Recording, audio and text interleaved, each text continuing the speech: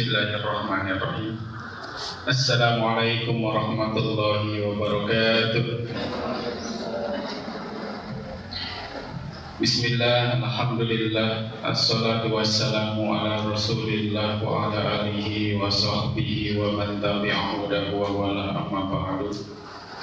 Qala rabbi shrah li sadri wa yassir li amri wahlul 'uqdatam min lisani yafqahu qawli. Subhanaka la ilma lana illa ma 'allamtana innaka antal alimul hakim. Wala haula wala quwwata illa billahil aliyyil azim. Alhamdulillah, pada pagi hari ini Allah menjadikan kita semuanya bagian dari orang-orang yang sibuk menyibukkan diri dengan kegiatan yang bermanfaat, dengan thalabul ilmi. Mudah-mudahan ini menjadi wasilah turunnya, terlimpahnya rahmat dan berkah Allah kepada kita semuanya, menjadi bagian dari jihad kita, terutama jihad melawan hawa nafsu. Barangkali di negeri ini kita tidak diberikan kesempatan oleh Allah untuk berjihad secara fisik dengan senjata, dengan darah. Akan tetapi kita diberikan kesempatan oleh Allah untuk berjihad melawan terutama adalah hawa nafsu kita yang merupakan biang keladi dari segala macam kerusakan yang terjadi di muka bumi ini. Mudah-mudahan setiap langkah yang kita jalankan dari rumah ke tempat ini menjadi magfirah, langkah-langkah tadi terhitung sebagai magfirah Allah yang tercurah kepada kita semuanya, sehingga dengan demikian luluhlah segala dosa-dosa, kemaksiatan-kemaksiatan yang sudah kita lakukan. Hadirin ikhwan wal akhwat fillah rahimakumullah, kita akan melanjutkan kembali kajian kitab Riyadhus Shalihin yang insyaallah saat ini kita masih membahas bab yang kedua, yaitu tentang taubat. Pada pertemuan sebelumnya kita sudah membahas beberapa hadis tentang taubat, dan insyaallah akan kita lanjutkan. Hadis-hadis tentang taubat ini memang sangat banyak sekali. Yang ada di kitab Riyadhus Shalihin ini hanya beberapa saja, ya, hanya beberapa saja. Kalau kita membaca kitab-kitab hadis, kitab-kitab hadis yang banyak dari Sahih Bukhari, Sahih Muslim, Sunan yang 4, Abu Dawud, Tirmidzi, Nasa'i, Ibnu Majah, Musnad Ahmad, dan yang lain-lainnya, itu kita akan menemukan ribuan, puluhan ribu, bahkan mungkin jutaan kalau ditambah dengan kitab-kitab yang lain yang tidak terlalu masyhur, hadis-hadis tentang taubat. Ini menunjukkan betapa pentingnya posisi taubat, amalan taubat bagi setiap orang yang ingin mendapatkan keridhaan Allah. Karena mau ngapain juga, bahasanya dia, mau ngapain juga, kita itu pintu gerbangnya harus taubat dulu. Ini sudah saya sampaikan pertemuan yang lalu. Kita mau melakukan apapun, kalau belum taubat itu nggak jadi berkah, kurang manfaatnya, akan masih terhambat dengan dosa-dosa yang kita lakukan. Ini ada kisah nyata. Ada dua orang sahabat saya di Jakarta. Dua-duanya empat orang. Karena ini dua laki-laki, dua perempuan. Mereka berpasangan. Nah, kedua pasangan ini pernah melakukan sebuah perbuatan fahisyah, perbuatan yang keji, yaitu berzina. Dua pasangan ini teman sekolah, dua-duanya, dan satu asrama dulunya. Dua-duanya melakukan berzina sebelum menikah, dan dengan izin Allah mereka kedua pasangan ini yang perempuannya hamil di luar nikah. Yang satu pasangan ini ketika terjadi peristiwa itu kabur karena kedua keluarga baik laki-laki maupun perempuan tidak mau menerima. Mereka bingung. Hampir sebulan penuh saya sama teman-teman waktu nyari teman ini kemana, nggak ketemu. Akhirnya mereka datang sendiri, khusus waktu itu yang menemui saya, janjian di sebuah tempat, ya, hanya bertiga, saya dengan kedua orang ini sepasang, ya, ini yang adik-adik kelas saya gitu ya. Jadi mereka ketemu saya itu dan nangis-nangis, Kak, katanya, saya minta maaf, kami hilaf melakukan perbuatan yang Allah larang. Mereka menyesal, nangis-nangis, bahkan mengatakan sebenarnya kami ingin bunuh diri, Kak. Kenapa? Ya bagaimana? Ini keluarga saya nggak terima, keluarga ya pasangannya, pacarnya gitu ya, juga nggak terima. Kami terbuang dan kami sadar kami telah perbuatan yang nista. Tapi kami juga nggak tahu harus kemana sekarang. Kami ingin bunuh diri aja, Kak. Saya bilang waktu itu, kalian sudah melakukan perbuatan yang salah sekali.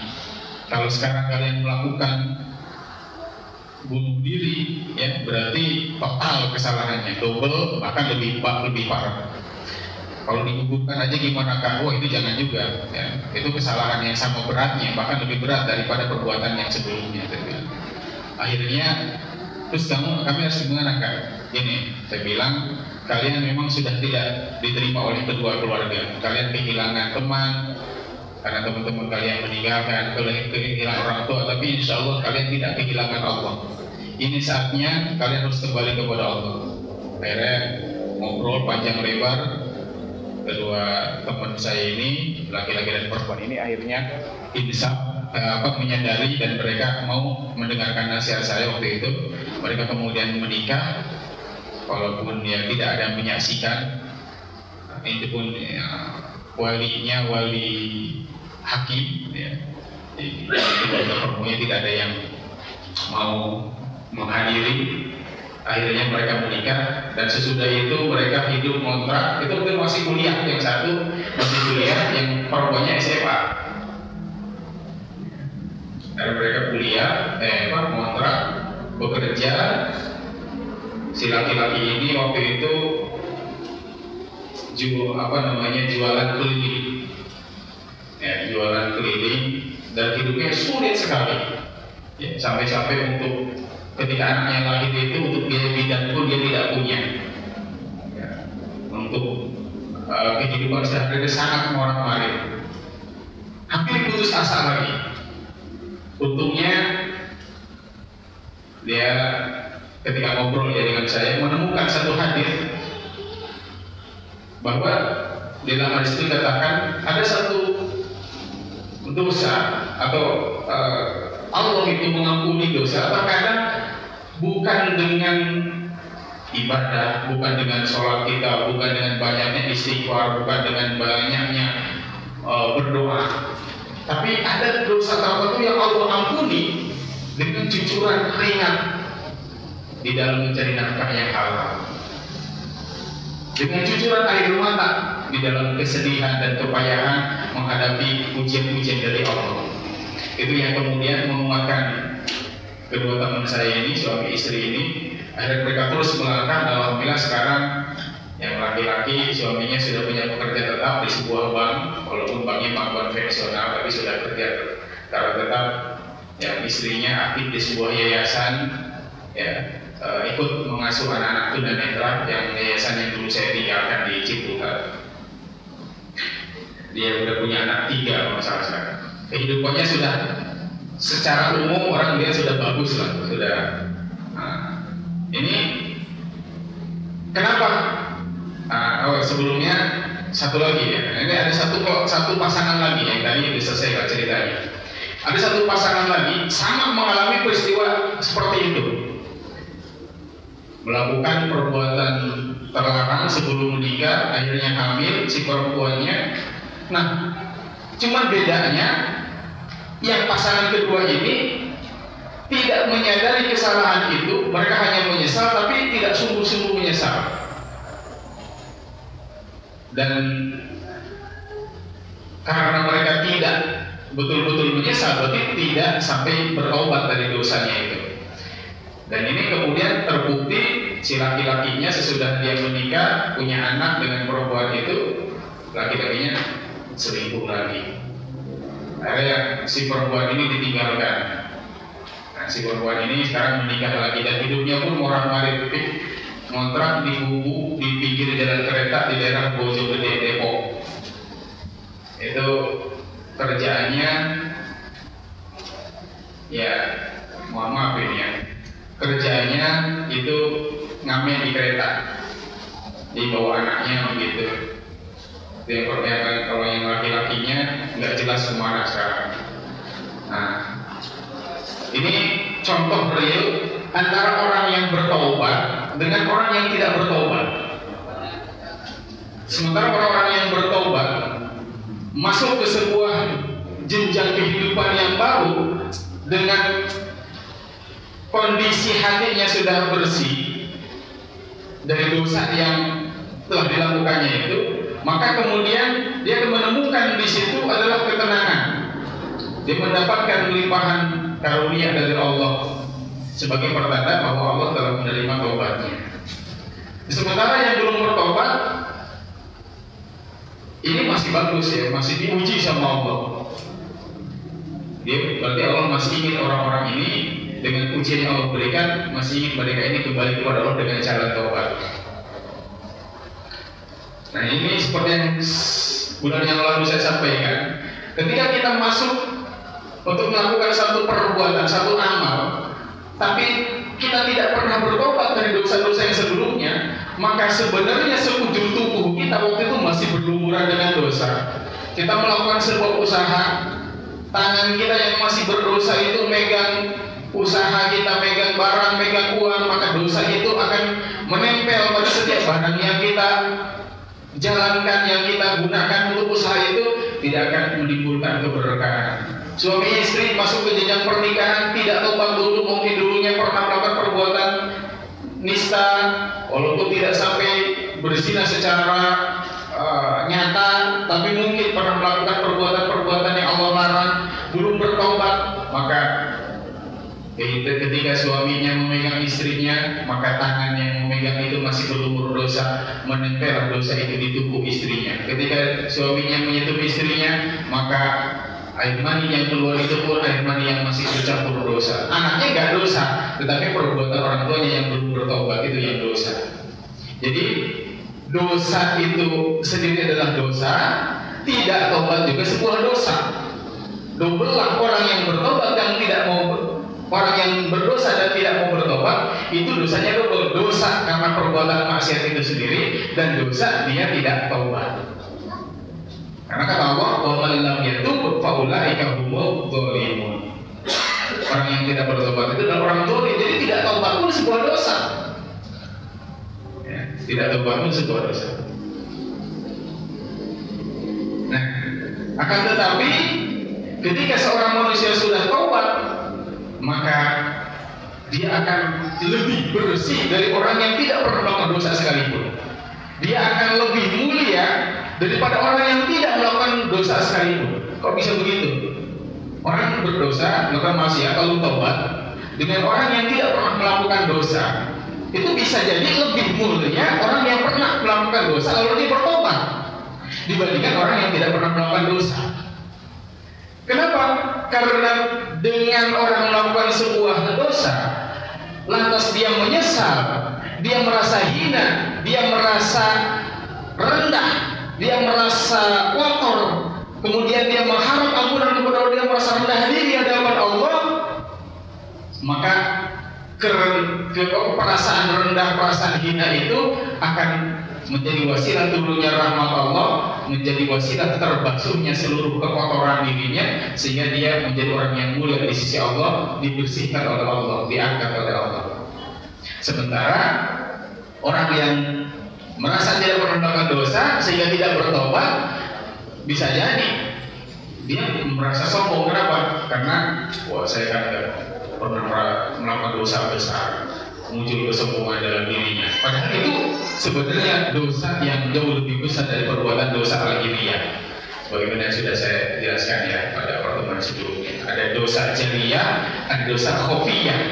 Dosa jariyah, dosa yang dilakukan secara lahir oleh indera-indera kita, fisik kita.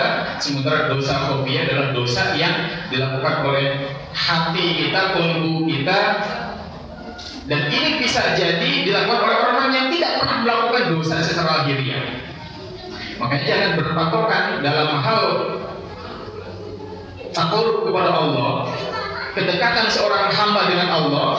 Kita jangan berpatokan pada tampilan-tampilan fisik. Bisa jadi secara fisik orang ini ahli ibadah, tapi hatinya ternyata dia tidak pernah sujud kepada Allah. Dia sujud kepada hawa nafsunya. Dia menyombongkan dirinya, ujub dengan amal-amal yang dimiliki.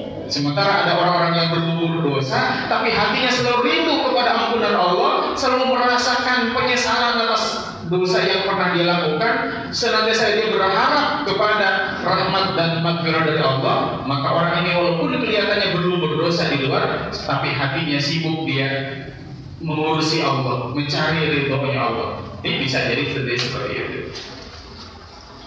Ada kisah ya tentang seorang ulama yang bernama Abu Sa'id Abul Khair. Beliau ini seorang ulama besar, ahli hakikat, seorang sufi.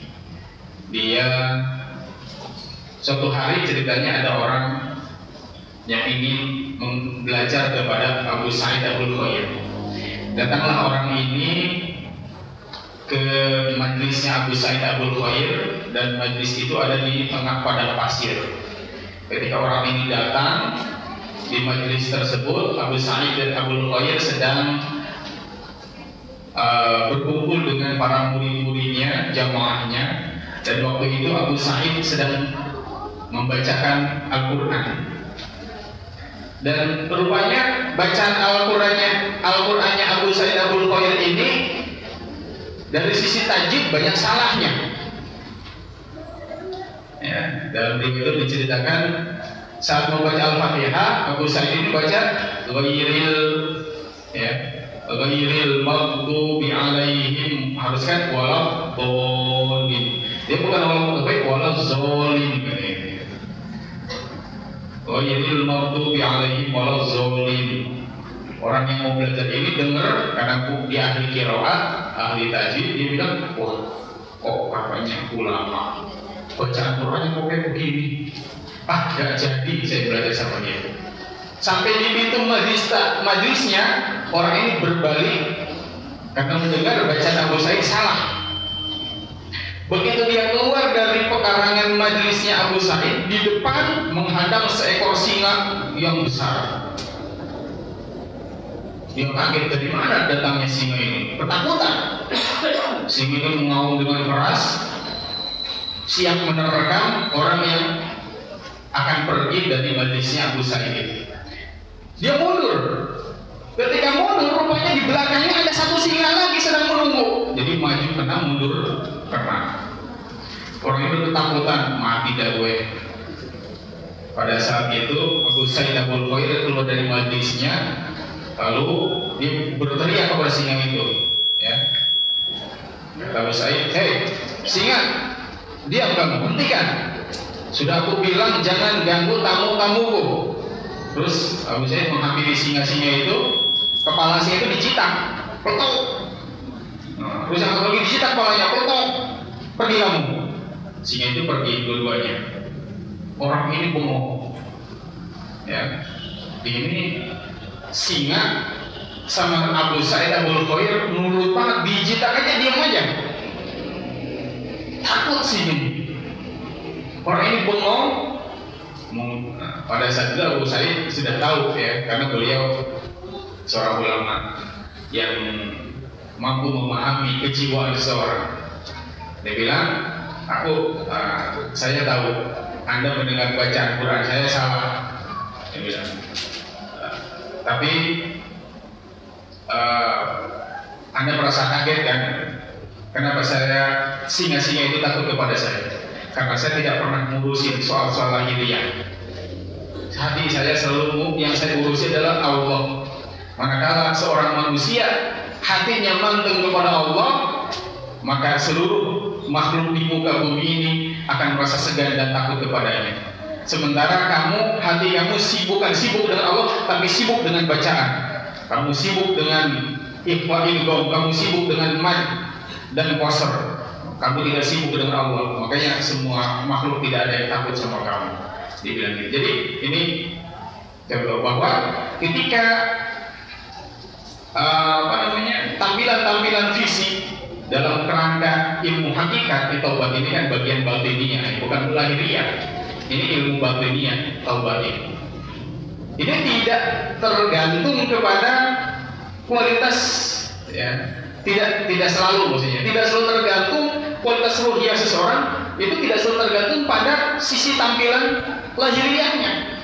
Makanya jangan sekali-kali kita tertipu dengan tampilan lahiriah.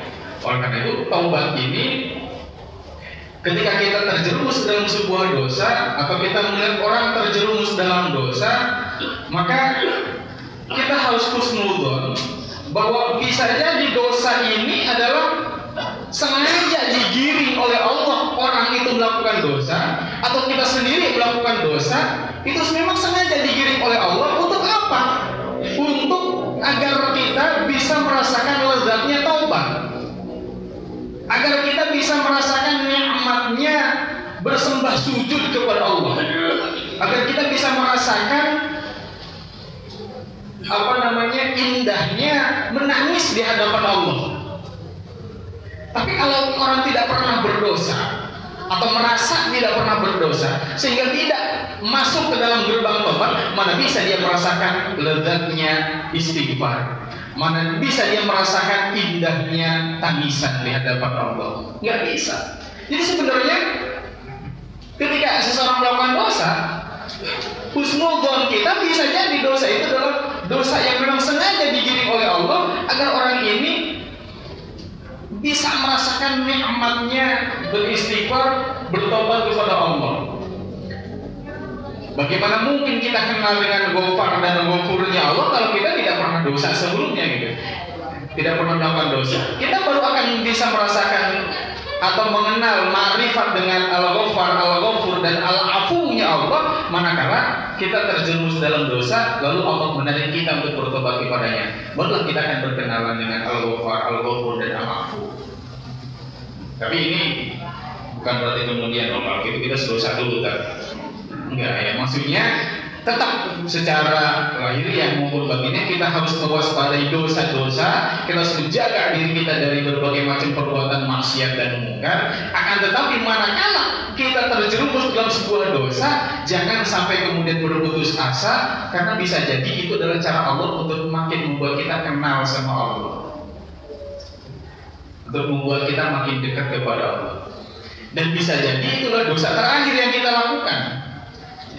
Jadi setiap kali kita melakukan dosa, mohon dari Allah, jadikan ini dosa terakhir yang aku lakukan, dan jadikan dosa ini membawa aku untuk menemukan lezatnya beristighfar kepadamu. Maka dosa itu menjadi dosa yang dirahmati, dosa yang dirahmati, dosa yang berkah. Ya, jadi ada dosa yang berkah. Itu dosa yang menggiring orang untuk menuju kepada Allah, bertobat kepada Allah. Sementara ada amal-amal kebaikan yang justru menjerumuskan orang ke dalam kehinaan. Kenapa? Karena amal itu membuat orang jadi sombong, jadi ujub, bangga diri dengan amal-amal yang sudah dia lakukan. Nenek moyang kita, Nabi Adam alaihi salam, kenapa beliau diangkat?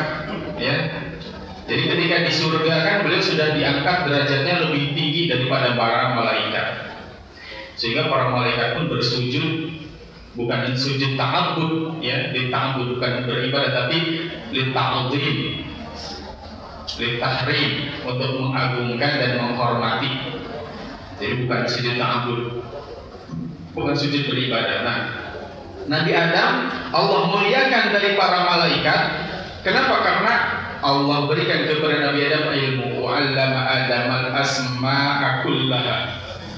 Allah ajarkan kepada Nabi Adam al-asma'a kullaha, nama-nama dari segala sesuatu yang ada di semesta ini. Para ahli tafsir sebagian menafsirkan al-asma'a kullaha itu sebagai al-ulum al-kathirah, ilmu yang banyak. Dengan ilmu itulah Nabi Adam lebih tinggi kedudukannya daripada para malaikat. Namun ternyata ilmu saja tidak cukup. Nabi Adam berilmu tinggi ketika di surga, lebih dari para malaikat. Tetapi Nabi Adam masih bisa terkecoh oleh iblis, sehingga kemudian mendekati bahkan memakan buah terlarang. Terkecoh. Padahal dia punya ilmu. Jadi orang yang punya ilmu itu belum tentu dia selamat dari kehancuran. Makanya tidak boleh kita berpegang teguh dengan ilmu. Bahkan kadang-kadang bisa jadi ilmu itu menjadi sarana untuk menjerumuskan manusia. Orang hancur justru karena ilmunya. Ya, dalam hal misalkan korupsi, ya, kita tahu kalau orang makin pinter, korupsinya makin banyak. Ya, orang bodoh paling korupsinya 1000-2000, paling ayam, paling jemuran. Tapi kalau orang pinter, korupsinya uang rakyat miliaran, triliunan diambil. Nah, jadi bisa jadi ilmu itu menjerumuskan. Kalau apa? Kalau tidak didasari kepada takwa. Nah, rupanya ilmu yang dimiliki Nabi tidak cukup untuk membuat beliau hidup dengan tenang di surga. Ada keinginan yang lebih, dan itu dimanfaatkan oleh iblis. Itu keinginan untuk hidup abadi. Maka kemudian ditawarkan oleh iblis syajaratul khuld, pohon keabadian. Ada tomak keinginan dalam diri Nabi Adam untuk hidup abadi. Makanya kemudian Nabi Adam Allah turunkan dengan memakan buah terlarang itu ke bumi. Nah, ketika di bumi Nabi Adam taubat. Fatalaqa Adamu min rabbih kalimatin fataba alaihi. Fataba, dia bertaubat kepada Allah dan Allah pun menerima taubatnya. Innallaha huwat tawwabur rahim. Nah, sesudah bertobat inilah dalam surah Tuhan katakan summa jatabahu, Allah memilih. Jadi derajat Nabi Adam ternyata sesudah taubat itu jauh lebih tinggi. Padahal beliau baru melakukan kemaksiatan, kemungkaran, melanggar perintah Allah, memakan buah terlarang. Tapi justru sesudah dia melakukan perbuatan maksiat, lantas dia bertobat dengan tobat yang sungguh-sungguh, sampai dalam satu riwayat 40 tahun menangisnya itu tidak berhenti-berhenti, 40 tahun menangis sehingga air matanya menjadi danau air mata, burung-burung minum dari danau tadi. Selama walaupun cuma seteguk minum dari danau itu, burung-burung tidak pernah kehausan seumur hidup mereka, karena nikmat dan lezatnya cucuran air mata pertobatan. Coba kalau nggak percaya, ibu bapak kalau lagi nangis sama Allah dicicipin air matanya itu, kira-kira sampai akhirnya hayat masih kerasnya ya. Nah, ini Nabi Adam itu sampai jadi danau dalam riwayatnya ya. Nah, Nabi Adam ketika sesudah bertobat, Allah angkat derajatnya justru jauh lebih tinggi daripada ketika beliau berada di surga sebelum melakukan kemaksiatan. Ini ironisnya, ya, betapa murah dan betapa sayangnya Allah sama kita. Ketika kita melakukan satu kemaksiatan lalu kembali kepada Allah, bisa jadi derajat kita itu di hadapan Allah jauh lebih tinggi daripada sebelum kita maksiat. Jadi jangan alergi dengan orang-orang yang terlanjur bermaksiat. Bukan alergi, bukan jangan alergi dengan maksiat. Kita harus menghindari maksiat. Tapi kalau terjerumus dalam maksiat, sudah kadung terlanjur berbuat maksiat, jangan pernah merasa putus asa. La ta'iasu min ruhillah, jangan berputus asa dari rahmat Allah. Kenapa? Bisa jadi itu jalan untuk menuju kepada kedudukan yang lebih tinggi. Ya, kepada kedudukan yang lebih tinggi. dinistakan, terasa hina, terasa lemah, terasa hidup ini hampa, terasa susah dan sempit, jauh dari Allah rasanya, betapa penuh dengan penyesalan, terus menerus mencucurkan air mata tangisan. Itu sebenarnya derajat yang akan menaikkan derajat kita kepada derajat yang lebih tinggi. Dan jangan pernah merasa ketika kita bertobat kepada Allah itu Allah tidak akan menerima tobat kita. Jadi gini, apakah kita bertobat lalu Allah mengampuni dosa kita, atau Allah ampuni dosa kita lalu kita bertobat? Yang betul yang mana? Duluan mana? Duluan tobat kita lalu diiringi dengan pengampunan dari Allah, atau Allah ampuni dulu dosa kita lalu kita bertobat? Duluan tobat kita apa duluan ampunan Allah? Sebenarnya yang terjadi, yang mendahului adalah ampunan Allah. Kita melakukan dosa, Allah ampuni, maka kita bertobat. Jadi ketika kita sudah tertarik untuk bertobat, maka sesungguhnya Allah setelah mengampuni dosa-dosa kita. Jadi jangan berpikir, aduh, tobat apa diterima atau enggak. Kalau memang betul-betul kita tobat nasuha, maka insya Allah sebelum kita tobat itu Allah sudah ampuni dulu, makanya kita jadi bertobat. Ya, jadi cirinya bahwa seorang itu dosanya telah diampuni, cirinya apa? Dia sanggup untuk bertobat. Ciri orang yang dosanya tidak diampuni, dia tidak sanggup untuk bertobat. Jadi bersyukurlah ketika di dalam hati kita, kalau pas kita terlanjur berbuat dosa, lantas ada rasa sesal, lantas ada perasaan sedih, ya, perasaan berdosa, kita ingin kembali kepada Allah, bersyukur karena berarti Allah telah mengampuni dosa kita, maka kita bertobat. Jadi kalau kita tobat baru Allah ampuni, berarti Allah tergantung sama tobat kita. Ya, kalau kita berdoa sama ya, kita berdoa mohon sesuatu kepada Allah, sesudah kita berdoa baru Allah kabulkan, berarti Allah tergantung sama doa kita. Ini keliru. Masa Allah tergantung sama kita? Yang ada kita yang tergantung sama Allah. Makanya ketika kita ada perasaan tarikan untuk kembali kepada Allah kepada tobat, maka sesungguhnya pada saat itu Allah telah mengampuni dosa-dosa kita. Tidak mungkin orang yang telah bertobat lantas tidak Allah ampuni. Justru sebelum dia bertobat Allah sudah ampuni dosa-dosanya. Bahkan jauh ya sebelum kita melakukan dosa dan melakukan taubat, dulu ini tidak harus berkaitan dengan waktu.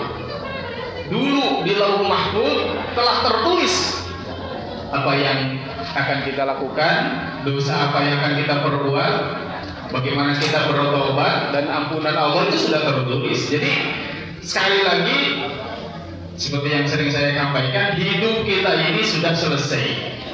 Apa yang baik dan buruk buat kita itu sudah selesai. Kita tinggal menjalani dalam hidup ini. Jadi gak ada yang baru ya.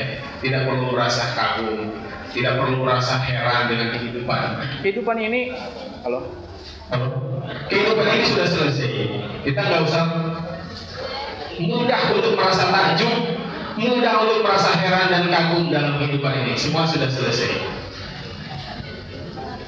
Jangan merasa kagum, ya, merasa takjub, heran dengan orang-orang yang hidupnya berlimpah. Kemarin istri saya baca di internet, dia langsung, wah, gila. Apa yang gila? Syahrini. Oh, kenapa? Belanja sayuran, tasnya 1,5 M. Tasnya masih ada 1,5 M. Ya, Pak, isinya sayuran. Nah, jadi saya bilang jangan kayak kaumnya Qarun. Ya. Jadi dulu kan ketika Qarun itu keluar, fakhr ja'ala qaumihi fi zinati. Qarun yang hartanya berlimpah. Qarun itu gudang hartanya saja harus diangkat oleh 8 orang, baru keangkat kunci gudang hartanya. Kuncinya doang itu, bukan hartanya. Kunci gudang hartanya itu baru keangkat oleh 8 orang. Itu betapa banyak kuncinya. Kalau kuncinya ya udah banyak, gimana hartanya? Nah, orang-orang kagum pada forum ini. Luar biasa, hebat sekali. Coba kita nih kayak korun. Nggak lama kemudian korun ditenggelamin, amblas ke dalam bumi dengan seluruh harta, rumahnya, istananya, gudang hartanya, pelayan-pelayannya semuanya amblas ke dalam bumi. Orang baru berpikir, baru sadar, oh ternyata korun itu nggak ada apa-apanya. Ternyata semua yang dia miliki cuma tipuan, dia tertipu. Untung kita nggak kayak korun. Padahal kemarin sangat tinggi. Itulah. Ya, jadi kita nggak boleh, jangan gampang kagum, jangan gampang jatuh cinta dalam hidup ini. Cukup kita kagumnya sama Allah, jatuh cintanya sama Allah. Karena kalau kita gampang tertarik dengan apa-apa yang di dunia ini, nanti matinya susah. Ya kita meninggalnya sakaratul mautnya susah. Kenapa? Banyak kaitan. Mutusinya susah itu. Nah, tapi kalau kita dalam kehidupan ini nggak banyak kaitan, nggak banyak cinta, nggak banyak tertarik, nggak banyak kagum, nggak banyak heran, insya Allah sakaratul mautnya gampang. Kenapa? Tidak ada hubungan dengan dunia. Seorang murid seorang ulama ya di Baghdad pernah ditugaskan oleh gurunya, pergilah engkau ke Spanyol, waktu itu Andalusia, pergi ke Andalusia, temuin guru saya di sana. Siapa gurunya? Syekh, namanya Ibnu Arabi di Andalusia. Wah, si murid ini sangat kagum dengan gurunya. Gurunya ini seorang ulama besar, tapi kerjaannya setiap hari dia nyari ikan di laut. Dia kalau dapat ikan, berapapun banyaknya ikan yang dia dapat, dia selalu sedekahkan untuk fakir miskin. Dia hanya mengambil kepala ikan satu, kepalanya doang, itu juga bukan sama badannya ya. Kepalanya untuk dia makan, untuk rezeki dia hari itu. Besoknya dia nyari ikan lagi, dapat banyak, disodakohin lagi, diambil kepalanya ikan satu untuk makan dia. Terus menerus setiap hari seperti itu. Hidupnya penuh dengan kesederhanaan. Kagum sekali santri ini, murid ini.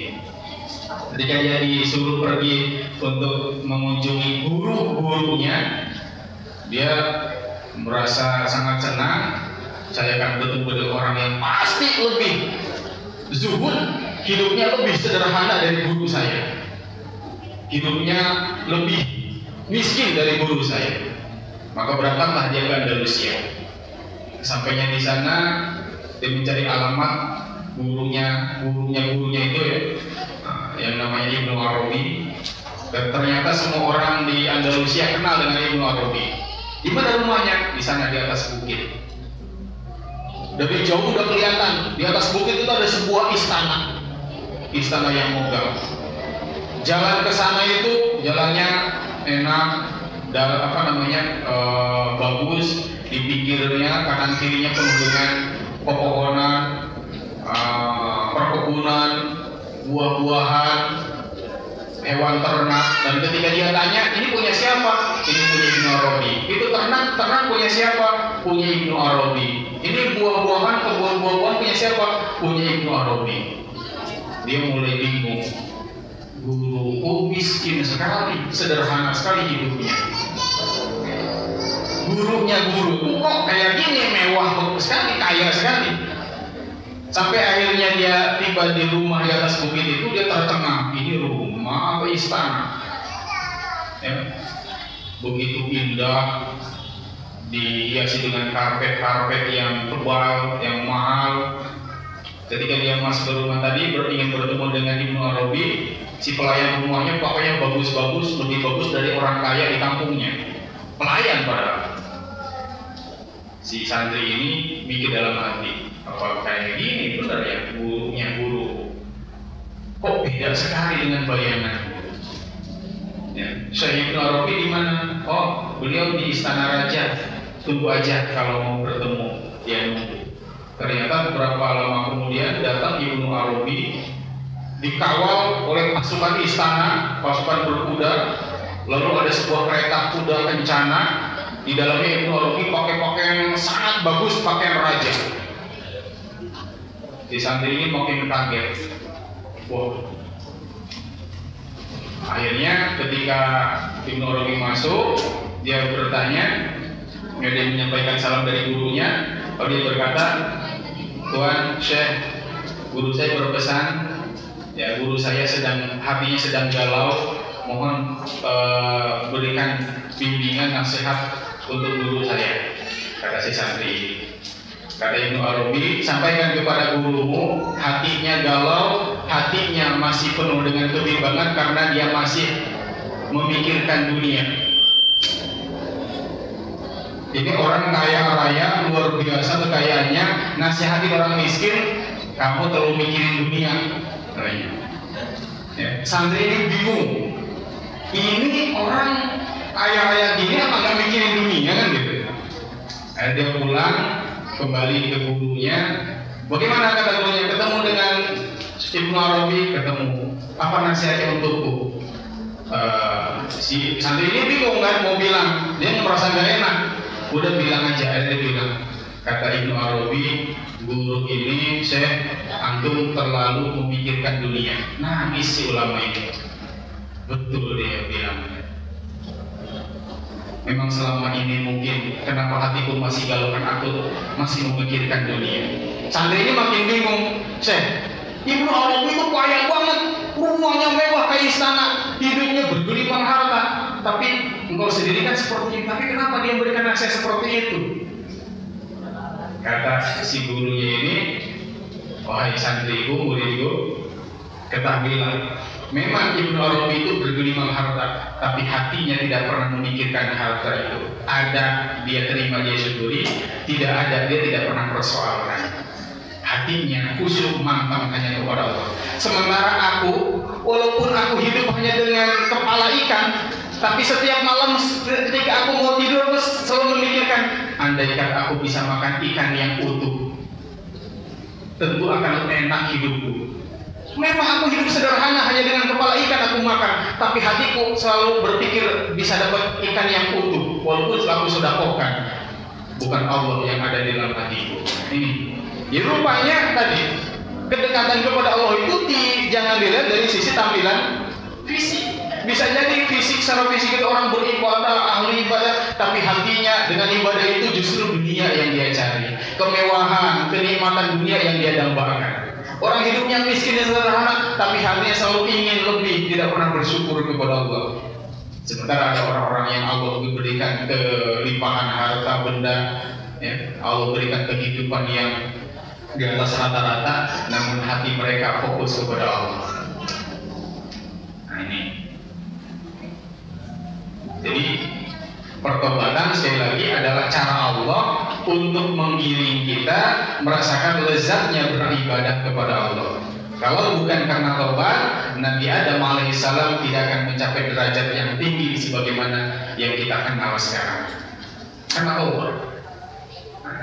Ini. Kita lanjutkan sekarang hadis yang ketiga ya. Ketiga atau keempat ya. Ya tadi mukadimah ya.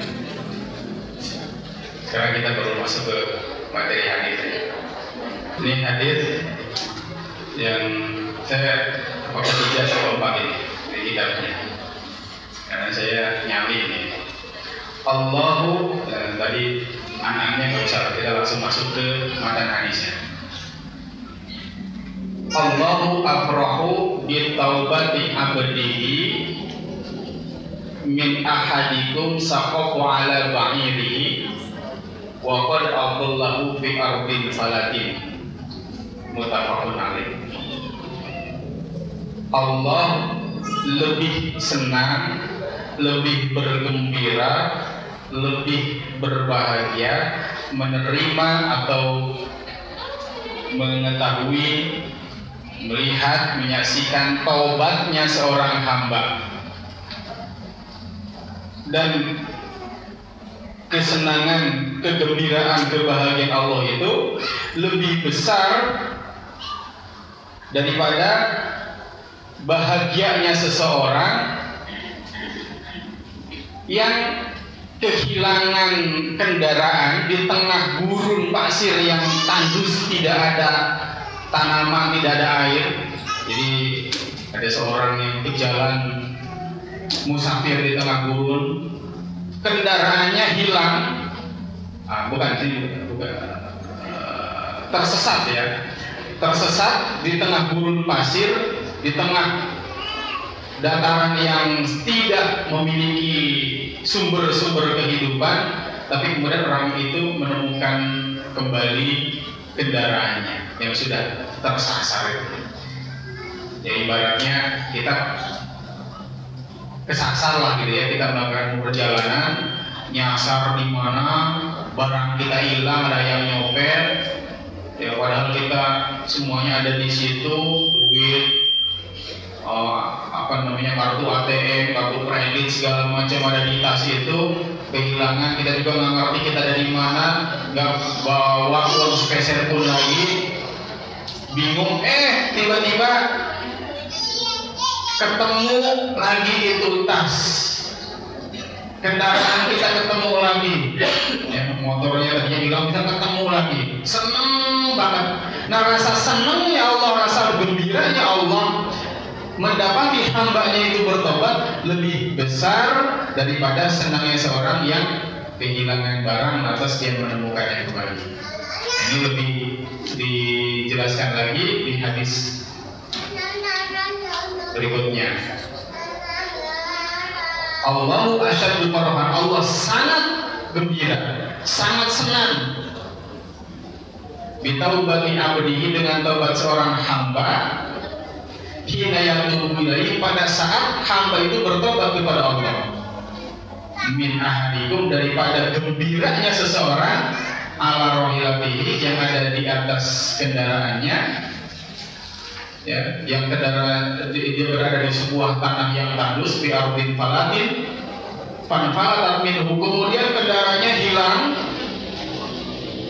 wa alaiha qawmuhu wa syarabu, padahal di kendaraan itu ada makanan, ada minuman, ada bekal untuk perjalanannya orang tersebut. Fa'isa minha, maka orang itu merasa putus asa. Wa tasyajaratan faqaja'a fi dhilliha, kemudian dia mendatangi sebuah pohon, duduk di bawah pohon itu, mikirin dengan sedih apa yang sudah hilang darinya. Dia bingung mau kemana karena ini di tengah-tengah gurun pasir. Melihat kanan pasir, lihat kiri padang pasir, depan belakang semuanya tandus, nggak ada siapa-siapa. Dia bingung, dia duduk di situ mikirin, tinggal menunggu, ya, datangnya aja. Kenapa? Karena sudah tidak punya bekal lagi. Waqad ya'isa min rohilatihi, dan sudah putus asa dari tunggangan yang hilang. Fabaina ma huwa kadzalika, maka ketika dia melakukan seperti itu, sudah putus asa itu, ilhuwa biha qa'imatun indahu, tiba-tiba dia melihat bahwa kendaraannya, untanya atau rohilahnya itu ada di depannya, berdiri di depannya, dan tidak kurang satu apapun. Fa'akhadha bi khitabiha, maka kemudian dia mengambil tali kendali kendaraan itu, diambil tali kendalinya. Summa qala min syiddatil farah, kemudian dia berkata dari rasa senangnya yang sangat besar itu, saking senangnya dia berteriak-teriak, Allahumma anta abdi wa ana rabbuk. Ini orang saking senangnya, ya, saking senang kehilangan kendaraan di tengah gurun pasir tandus, ketika sedang sedih menangis bernaung di bawah sebuah pohon, tiba-tiba kendaraan itu nggak tahu datang dari mana, ada di hadapannya. Semua perlengkapan perbekalan yang hilang tadi semuanya ada di situ. Betapa senang dia meloncat mengambil tali kendali kendaraan itu, lalu dia berkata, Allahumma anta abdi wa ana rabbuk, ya Allah, engkau hambaku dan aku Tuhanmu. Saking senangnya. Salah apa betul? Allahumma anta abdi wa ana rabbuk, ya Allah, engkau hambaku, aku Tuhanmu. Ini ucapan orang yang saking senangnya. Akhto amin syiddatil farahi, dia berucap salah karena saking senangnya. Jadi kadang-kadang orang kalau lagi senang kan salah, bisa lagi sangat senang atau sedang sangat kalut, omongannya ngelantur. Nah ini juga dia saking senangnya menemukan kendaraannya di tengah gurun pasir, balik lagi ke kendaraan udahnya apa untanya, dia berteriak, Allahumma anta abdi wa ana rabbuk, ya Allah engkau hambaku dan aku Tuhanmu. Di dalam hadis yang lain, Allah ketawa. Jadi ternyata Allah itu juga tertawa. Allah senang sampai Allah tertawa. Nah kalau kita senang, ya tentu karena kita ada alasannya itu mendapatkan karunia. Kalau senangnya Allah sebenarnya bukan dengan alasan tertentu. Allah senang karena Allah punya sifat senang. Ya, itu salah satu sifat Allah, merasa senang, bahagia itu salah satu sifat Allah. Makanya hamba-hambanya kita ini harus merasa senang dan bahagia. Kenapa? Karena kita mengikuti sifat Allah. Allah punya sifat senang, Allah juga punya sifat murka. Ya. Sakhatullah, Allah punya sifat murka, itu sifat Allah. Dan senang dan murkanya Allah itu sebenarnya tidak perlu alasan. Kalau kita kan senang karena ada alasan, karena mendapatkan bonus senang, ya, karena ketemu jodoh senang, karena mendapatkan sesuatu yang menyenangkan senang.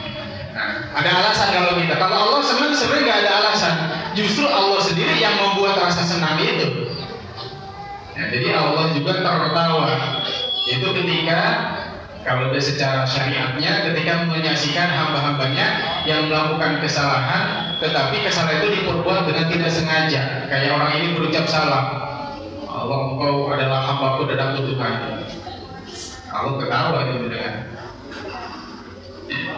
Kadang-kadang ada doa-doa tertentu yang saking semangatnya berdoa, ya, sampai kemudian salah ucap. Dan sebenarnya Allah senang itu, Allah ketawa ya, kalau kita salah ucap, tapi bukan disengaja gitu ya, bukan disengaja. Apa namanya? Ada dulu ya di zaman Nabi Musa itu terjadi paceklik atau panas ya, musim panas berkepanjangan, tanah-tanah kering, kebun-kebun semua kekeringan, hewan ternak pada mati karena kehausan, tidak ada air. Nabi Musa sudah berdoa dan umatnya berdoa, tapi tidak kunjung juga turun hujan.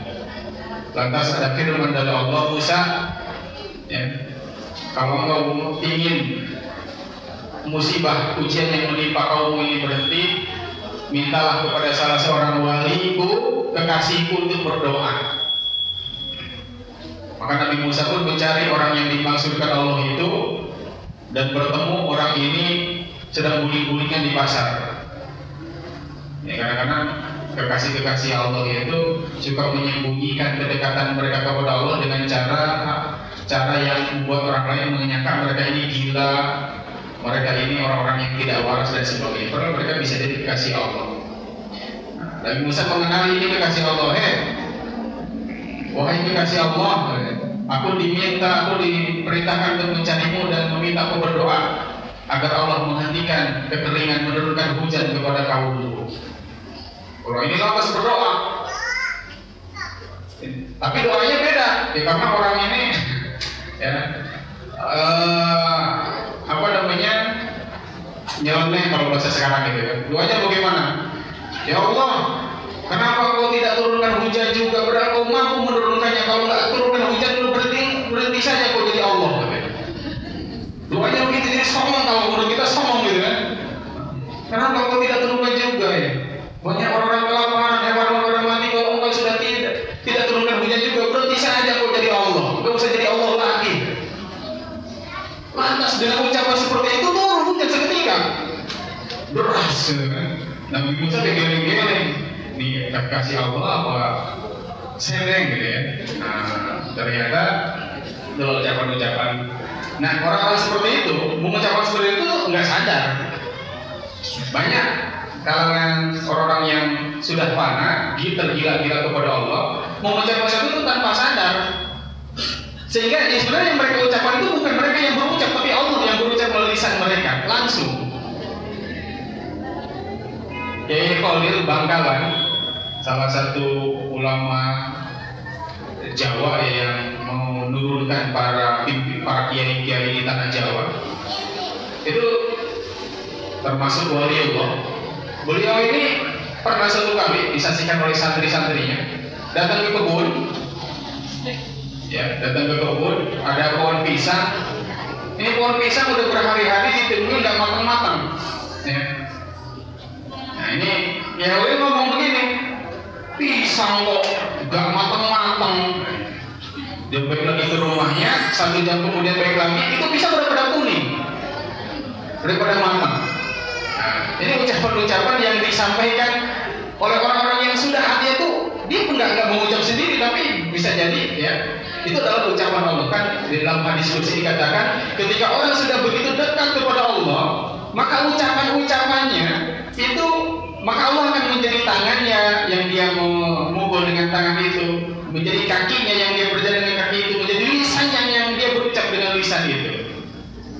Tapi ini tidak boleh kita contohnya seperti ini, karena ini untuk kalangan tertentu ya, orang-orang yang memang Allah panakan mereka dari kehidupan dunia. Kembali ke hadis yang ini, jadi saking senangnya orang tersebut sampai mau salah ucap. Nah Allah itu lebih suka, lebih senang, lebih gembira menemukan seorang hamba yang bertobat kepada Allah daripada orang yang mengalami kejadian seperti ini. Jadi betapa tingginya penghargaan Allah kepada orang yang bertobat ini. Maka merugilah orang yang tidak bertobat. Allah itu sangat senang. Rasa sayang Allah kepada kita itu sungguh lebih dari apapun. Bahkan orang tua sayang kepada anaknya. Di dunia ini orang tua kalau sayang kepada anak itu kan sudah rasa cinta yang paling tinggi, itu gak ada duanya. Ya, terutama ibu. Ibu itu rasa cinta kepada anak itu melebihi segala-galanya. Tetapi dibandingkan dengan kasih sayang Allah, dengan rahmat Allah kepada hamba, rasa cintanya ibu kepada anak itu gak ada apa-apanya. Dalam sebuah peristiwa di zaman Rasulullah, ada seorang ibu kehilangan anaknya. Ibu itu menangis, ya, mondar-mandir ke sana ke sini mencari anaknya sambil rawah riwih, nangis-nangis, mana anakku, mana anakku. Tiba-tiba anaknya ketemu, dipeluk, nggak dilepaskan lagi, saking senangnya, saking sayangnya sama anak itu. Rasul bertanya, hei para sahabat, kira-kira ibu itu tega nggak melemparkan anaknya ke dalam api? Kata para sahabat, yang enggak lah.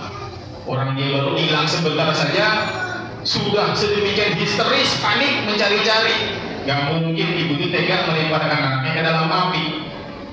Kata Rasul, begitu. Maka rasa sayang Allah kepada kita jauh lebih besar daripada ibu itu kepada anaknya. Kalau ibu itu tidak akan tega melemparkan anaknya ke dalam api, maka Allah itu jauh lebih tidak akan tega melemparkan kita ke dalam neraka. Jadi Allah sangat senang kalau mendengar hamba itu bertaubat, minta ampun, bersujud, menangis, itu sangat senang Allah. Kenapa? Karena pada dasarnya Allah itu tidak ingin melemparkan kita ke dalam neraka, tidak ingin menyiksa kita.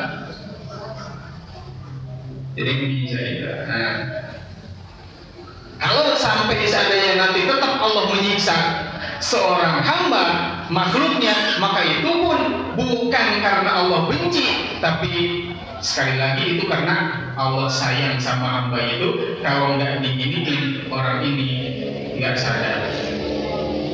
Atau kalau nanti di neraka misalkan dimasukkan ke dalam neraka, itu pun bukan karena Allah benci, tapi karena Allah sayang.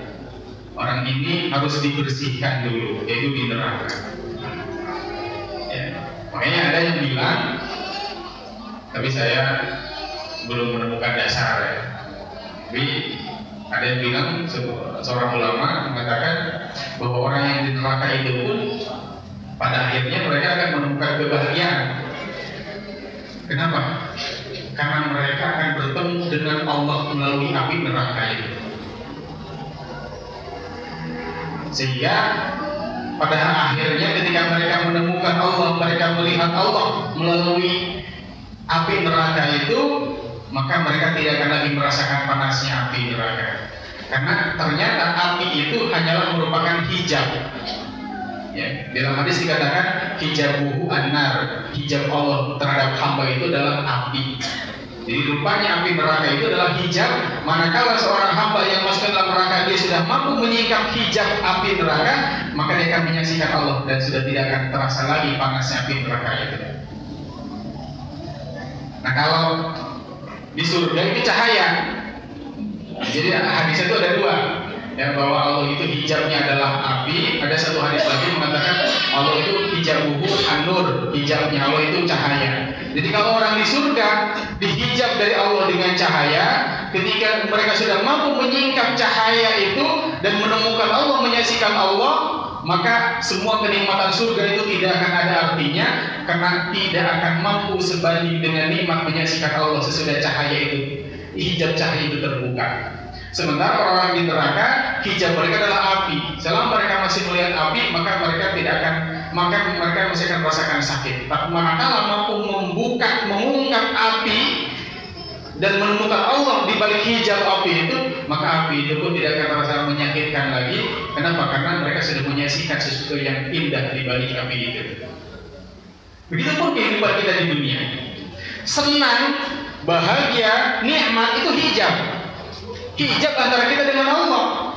Kalau kita masih melihat nikmat, melihat karunia, maka sesungguhnya kita masih terhijab kepada Allah. Tapi manakala kita sudah mampu melihat di balik nikmat ini Allah, di balik karunia ini ternyata Allah, maka karunia sebesar apapun tidak akan membuat kita kagum, tidak akan membuat kita bangga, tapi kita akan mampu mendapatkan kebahagiaan sejati, yaitu menyaksikan Allah di balik nikmat itu. Jadi tidak akan kagum lagi, ya, dengan gas Hermesnya sehari ini itu yang 1,5 M bawa sayuran doang. Ya, kenapa? Karena itu hijab, ya, hijab. Nah, begitupun musibah, ya, yang merupakan api di dunia ini, musibah-musibah, kesulitan-kesulitan, kesusahan-kesusahan yang kita alami, itu adalah hijab. Manakala kita mampu mengungkap di balik hijab itu ternyata adalah Allah, maka kesulitan sebesar apapun tidak akan membuat seorang hamba Allah itu terpuruk. Justru kesulitan musibah itu akan membuat dia makin tegak, makin tersenyum. Kenapa? Karena ternyata di balik kesulitan itu ada Allah yang Maha Indah, ada Allah yang Maha Perkasa.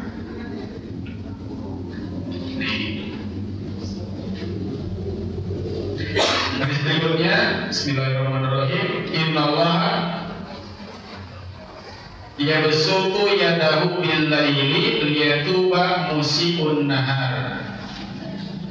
Sesungguhnya Allah mengulurkan tangannya pada malam hari untuk menerima tobatnya orang-orang yang berdosa pada siang hari.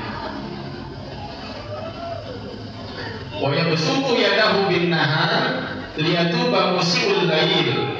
Dan Allah mengulurkan tangannya, tangan di sini dimaknai rahmat dan maghfirah. Innallaha ghafurur rahim, ya, ampunan dan kasih sayang Allah kepada siapa? Kepada orang-orang yang berdosa pada siang hari dan mereka bertobat di malam hari. Kepada orang yang berdosa di antuma musii'ul lail, ya, orang yang berbuat dosa di malam hari dan bertobat di siang harinya. Hatta taqwa syamsu min maghribiha, sampai nanti matahari terbit dari barat. Jadi setiap hari itu adalah kesempatan kita untuk bertobat. Malam datang, maka malam itu menjadi hamparan maghfirah dan rahmat Allah bagi orang-orang yang mau menyucikan dirinya dari dosa-dosa yang dilakukan pada siang hari. Siang datang, maka siang itu menjadi cahaya rahmat dan cahaya maghfirah Allah bagi orang-orang yang pada malam harinya terkungkung dalam kegelapan maksiat. Tidak ada satu detik pun dalam kehidupan kita di mana Allah tidak menghamparkan ampunan dan kasih sayangnya. Saat ini kita duduk di sini, kita taklim. Ini subhanallah, kalau kita bisa menyaksikan maka butiran-butiran, deburan-deburan ombak ampunan Allah sedang bergelombang menuju kita, melimpah kepada kita di masjid ini. Bagi orang-orang yang bertobat dari dosanya, dia Allah menerima taubat baik siang maupun malam. Orang berdosa malam hari, siangnya taubat, Allah ampuni. Orang berdosa siang hari, malamnya taubat, Allah ampuni. Ini salah satu maksudnya adalah kalau kita melakukan dosa jangan tunggu nanti. Dosa siang malam kita sebelum bertobat. Dosa malam siangnya buru-buru tobat. Kalau dosa lagi, tobat lagi. Nggak apa-apa, asal jangan direncanakan. Ya Allah, aku tobat kepadamu dari dosaku. Tak lama aku dosa lagi ya Allah ya. Nggak boleh. Tapi kalau kita tidak merencanakan, ya Allah aku betul-betul menyesal. Ternyata malamnya terlanjur berdosa lagi. Nggak apa-apa, tobat lagi. Allah menerima taubat berulang kali sampai 70 kali. 70 ini bukan bilangan 70 benar ya, bukan bilangan yang pasti. Kalau di dalam bahasa Arab ada kata 7, 70, 700. Itu artinya bilangan yang tidak terhingga. Seperti kalau kita bilang apa namanya, langkah 1000, itu kan nggak harus 1000, maksudnya banyak. Hewan kaki 1000, itu kan bukan harus 1000 kakinya, tapi maksudnya banyak. Nah, kata 70 atau 7 atau 700 di dalam bahasa Arab itu bermakna banyak. Artinya Allah setiap kali umatnya berdosa, taubat, Allah ampuni. Dosa, taubat, Allah ampuni lagi. Dosa, taubat lagi, Allah ampuni lagi. Tidak akan pernah berhenti hatta taqwa asy-syamsu min maghribiha, sampai matahari terbit dari barat. Jadi alhamdulillah ya, saat ini matahari masih dari timur. Berarti kita terus masih ada kesempatan bertobat. Jangan sia-siakan. Setiap saat, setiap detik kita ketika terlanjur berdosa, Allah masih berikan kita kesempatan bertobat. Dengan syarat tadi jangan merencanakan.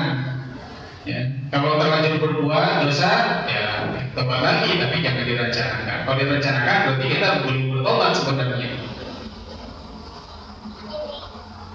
Ada yang namanya dosa berulang. Jadi dosanya dilakukan lagi, udah nyesel, udah tobat, dilakukan lagi, itu dosa berulang. Nah itu sebenarnya ada cara untuk menghindarkan, ya, yaitu kita harus mengetahui, harus memahami, menganalisa dalam kondisi seperti apa dan bagaimana kita ini terjerumus dalam dosa itu. Itu pasti akan ada jawabannya. Misalkan ya, dosa apa, dosa A, itu pasti kondisinya akan sama. Kita terjerumus itu biasanya jam sekian, saat kita sedang ini, kondisinya begini, pasti terjerumus. Nah kalau kita sudah memahami, menganalisa, menemukan jawabannya, berarti kita harus mampu memodifikasi atau mampu men-setting dalam waktu seperti itu, kondisinya jangan dibiarkan seperti itu, dirubah. Jangan ada dosa yang dilakukan kalau pas mau tidur, misalnya ya. Nah berarti kalau pas mau tidur, kondisinya jangan dibikin sama dengan kemarin, atur, disetting bagaimana supaya kondisinya berbeda. Nah, sehingga kita tidak terjerumus dalam dosa yang berulang. Di Allah senantiasa membukakan pintu tobatnya ketika manusia bertobat baik siang maupun malam selama belum terbitnya matahari dari barat. Kalau masih dari timur, insya Allah pintu tobat akan terus terbuka.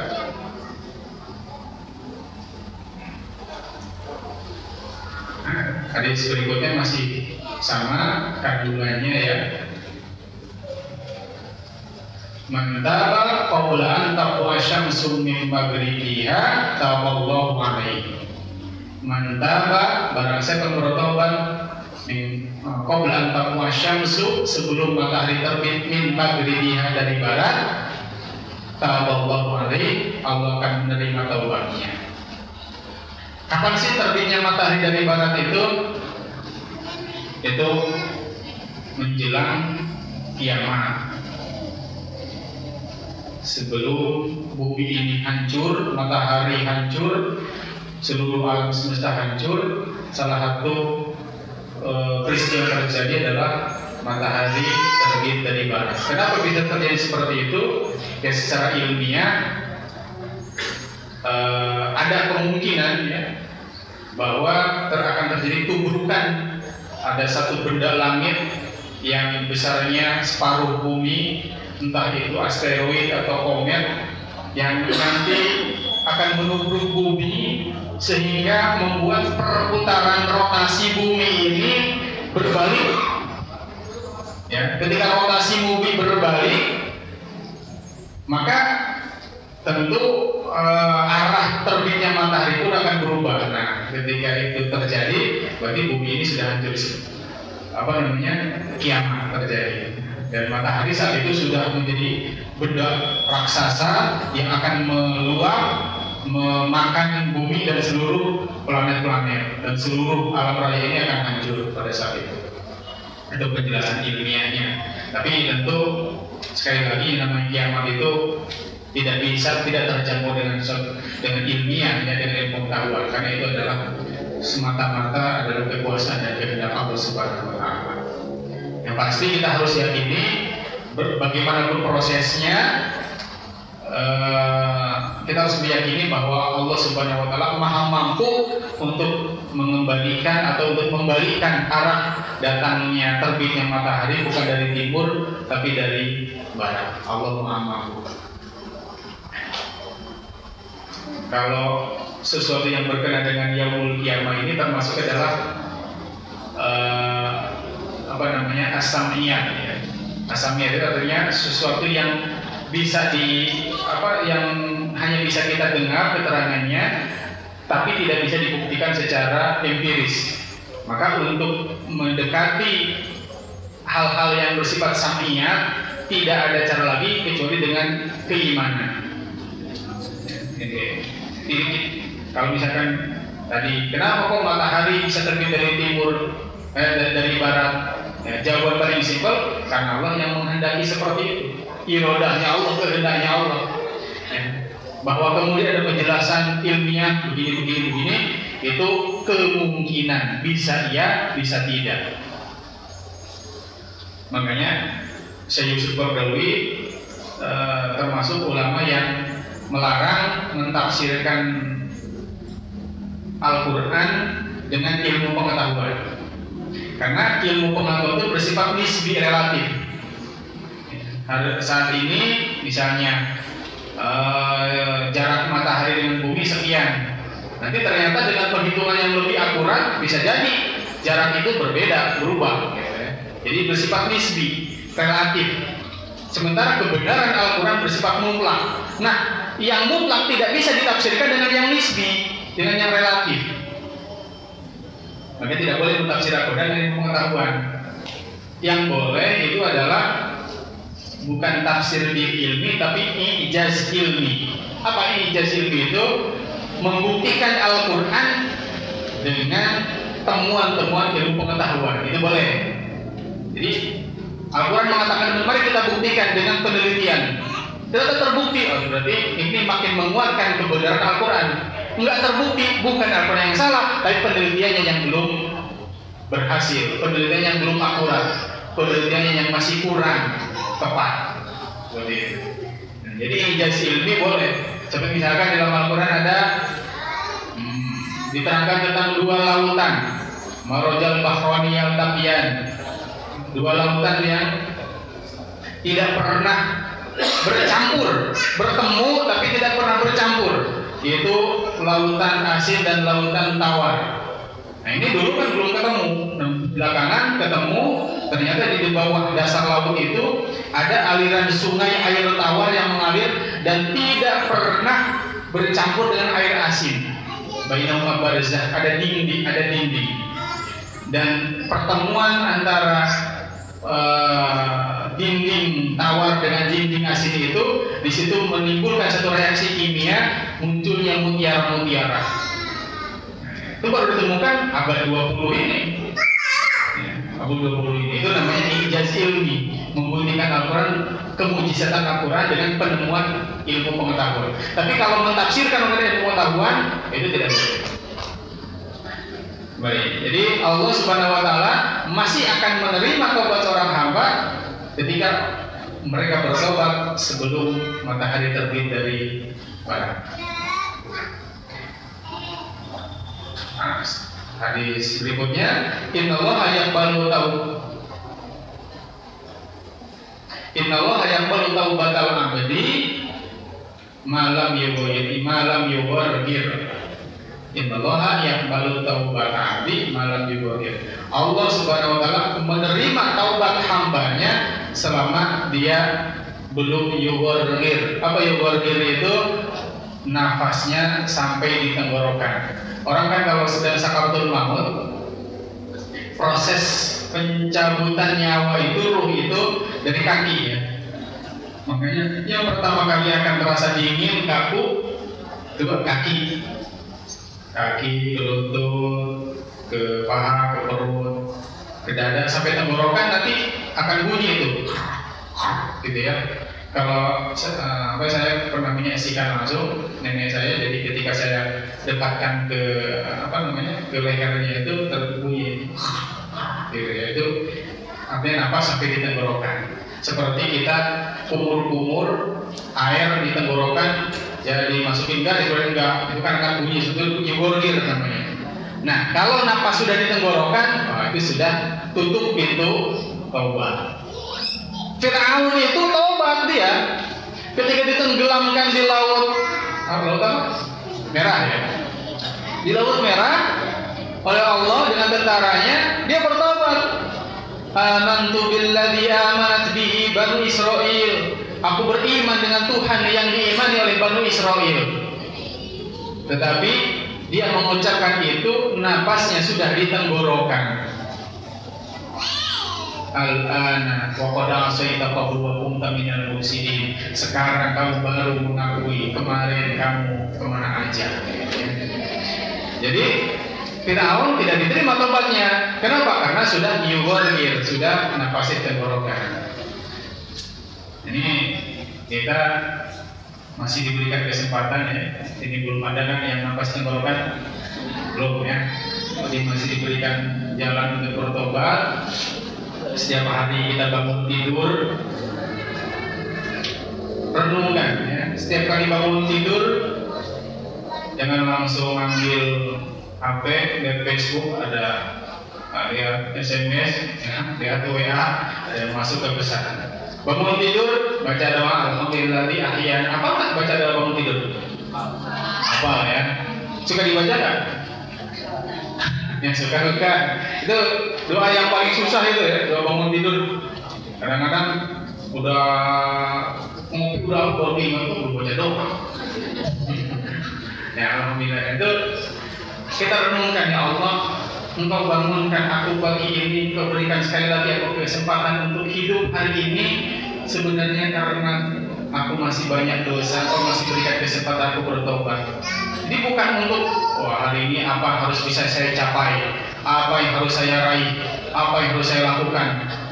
Bangun tidur jangan pikirin dulu macam-macam, pikirkan bahwa ini nikmat kita masih diberikan waktu, kesempatan bertobat, itu dulu ya, karena memang seperti itu kehidupan kita ini. Setiap hari itu adalah hadiah dari Allah agar kita kembali kepada Allah. Allah masih terus berikan kita kesempatan, diberikan lagi hidup hari ini, besok masih bisa hidup, besok masih bisa nafas. Semuanya Allah menanti. Apa yang dinantikan? Tangisan kita, taubat kita Allah nantikan. Kalau udah enggak dinantikan, udah dari kemarin-kemarin dikirim malaikat maut kepada kita. Alhamdulillah sampai hari ini kita masih diberikan kehidupan supaya kita ada kesempatan. Makanya setiap hari kita menyaksikan ini, menyaksikan itu, melihat orang yang mati, orang yang kecelakaan, kena musibah segala macam, itu semua adalah fenomena mengingatkan kita. Allah nggak akan datang kepada kita secara zatnya, wujudnya Allah nggak bakal. Kita nggak ada potongan untuk ketemu langsung sama Allah di dunia ini. Beda dengan Nabi Musa, beda dengan Rasulullah.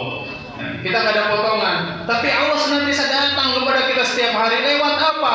Lewat peristiwa-peristiwa kita saksikan, lewat orang-orang yang bertemu dengan kita, lewat nasihat-nasihat dari orang-orang yang memberikan nasihat kepada kita. Itu Allah yang datang kepada kita. Dulu kaumnya Nabi Musa pernah datang kepada Nabi Musa. Ya Musa, malam ini kami akan mengadakan perjamuan. Tolong undang Tuhanmu untuk datang ikut makan malam bersama kami. Nabi Musa merontok. Ini kaum kebangetan Bani Israil. Allah nggak butuh makan, kata Nabi Musa marah. Lalu Nabi Musa pergi ke Bukit Tursina bermunajat kepada Allah. Allah menyambut kedatangan Nabi Musa. Musa, kenapa engkau menolak undangan kaummu untuk mengundangku makan malam? Kata Nabi Musa, karena engkau nggak butuh makan ya Allah. Kata Allah, memang aku tidak butuh makan, tapi aku akan hadir memenuhi undangan kaummu. Baik lagi Nabi Musa. Kata Nabi Musa, hei Bani Israil, Allah malam ini akan datang ikut makan malam bersama kita. Oh, Bani Israil langsung bikin masakan yang enak-enak. Allah mau datang nih mau makan malam, kita siapkan. Bikin hidangan yang enak-enak, yang lezat-lezat. Ketika mereka sedang sibuk makan, datang pengemis. Pengemis tua, coba camping, udah kelaparan. Ya. Tuan-tuan, tolonglah saya udah kelaparan, berikanlah saya makan. Kata orang-orang itu, nanti kalau mau makan tunggu Allah dulu. Allah mau makan malam bersama kita. Kalau mau bantuin aja kita masaknya. Ditolak. Berkali-kali pengemis itu minta, mereka menolak. Ditungguin malam, ternyata Allah nggak datang juga. Sampai tengah malam saya pagi makanan itu nggak ada yang makan karena Allah nggak datang.